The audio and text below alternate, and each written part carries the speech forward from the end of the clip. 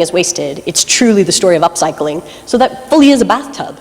So we were able to see a closed system in action. The agriculture that they used was completely organic, biodynamic. They tried with as little input as possible, and the point was they were growing food such that they could utilize it in Havana, within Havana. So there was no transport cost, or very little transport cost, and it was a self-sufficient system.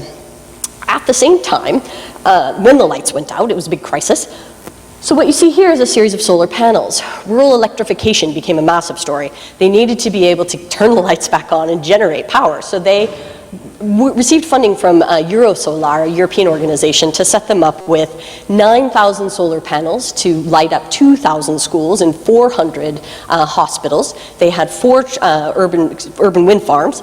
And it basically launched a program of the government getting involved in the creation of a large-scale industrial alternative energy project. How sweet is that? So what we did was we went and actually took a look at all the different examples, and this here is one of the schools, and those are all solar panels. Now, at the same time as you have this happening, they're training in solar electronics and actually solar maintenance. So one of the programs that I worked in Mexico, we had Cuban kids come over and train Mexican kids to be solar engineers. They were able to maintain a lot of the solar water pumps that we had created. So you have this awesome situation where you have people who are considered the poorest of the poor. They have no power, they're so sad, actually creating the next world. They're actually taking us to the next step. So it was completely exciting.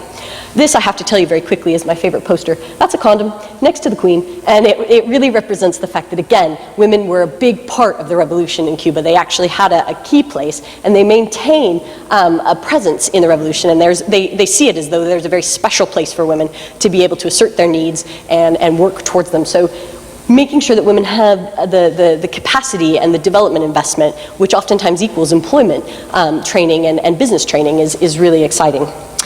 And then I came to the UK. Woo! So originally I came to the LSE and do an economic policy degree. I went to the University of Sussex and did an economics degree. And me and my experience bouncing off mainstream economic theory was like a sparrow hitting a window. It was absolutely awful. I completely rejected most of the theory and had a really tough time. The math wasn't so bad, but it was really difficult. What I did land in the middle of, which was amazing, which was your guys' biggest anti-poverty program in history.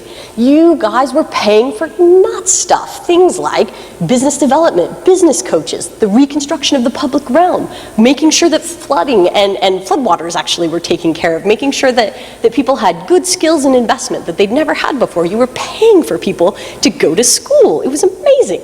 So a lot of these agents, oh, you had your own Sustainable Development Commission. Are you kidding me?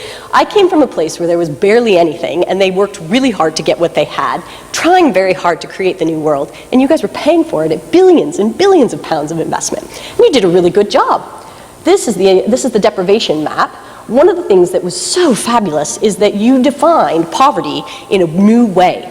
Usually people would talk about poverty and say, oh, well, you don't have a job, or you don't have electricity, so you live on a dirt floor, you're poor. The way that you guys defined it was through a series of different dimensions. It was through housing, it was through education, it was through employment, it was through health, massive inclusion.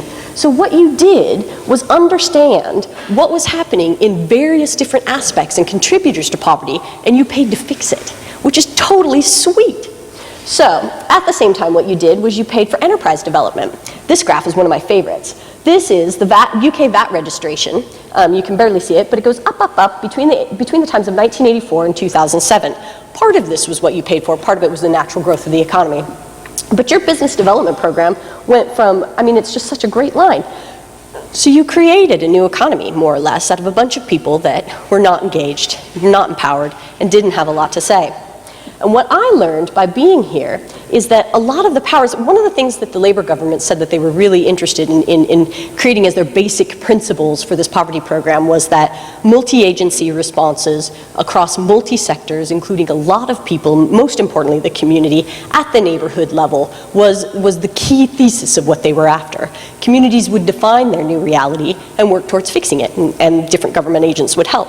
That's exactly what you did. It's very exciting. This is actually a perfect example. The council does own this building, but one of the New Deal for Communities programs that we had, actually you had, because you paid for it, not me, sold this building off and actually is rented out to a private organization. So the idea that community assets could actually become wealth was a huge idea, and it was something that I'd never seen before. So I had to stick around. I totally had to see what's going on. So, for the last 6-7 years, I've been working across the UK. I've recently landed in Hackney in the last 3 years, just before the Olympics, and I've been watching the rise of East London.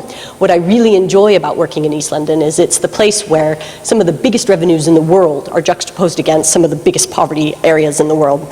In the country.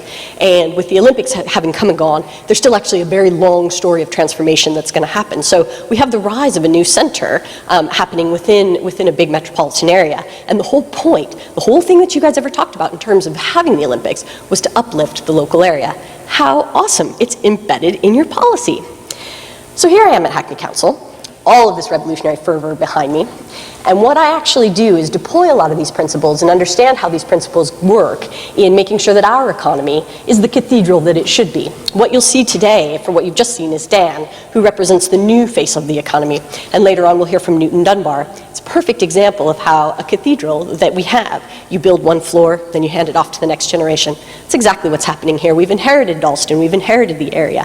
What are we going to do with it? Well, the sweet thing about our generation is we all get to answer that question. It's not just the businesses, it's not just the government.